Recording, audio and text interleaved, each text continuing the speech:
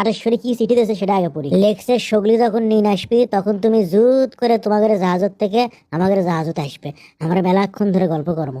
এখন তো মনে হয় সগলি নিয়ে নাচছে, কেউ তো মনে হয় জায়গায় নাই। আমি যাই, জুত করে যাই, আব্বা যেন টেন না পাই, শুল করে যাওয়া লাগবে। আচ্ছা আব্বা কি নিন আজকে দূর চোখ আমগুলো দেখার টাইম নাই, আমি ফস করে আগে পার হয়ে যাই। তো এখানে আগে খুলি, এখানে গাও দিয়ে সুচ্ছিল যাতে আব্বা মনে কি বলবো রে, ক্যাপটা আবার পরে গেল, যাতে আব্বা মনে করে যে আমি নিয়ে নাচছি।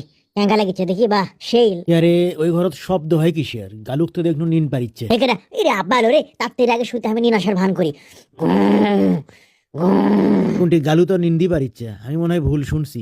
আমার এখানে আবার এটি কাঙ্গা করে আলো রে। এই কে রে? আর পাও তো জুতো কুন্ডি থেকে আলো। এবার আমি বুঝছি তোমার কাহিনী। তুমি নিন পাড়ার ভান করে কাতি লাগিয়ে আসো। এই গালু, এই এই আহ কেরা আব্বা, কি হয়েছে? ডাকি চোখে শোক নিছেই। নিন্দের থেকে দেখে দিলে গোমা।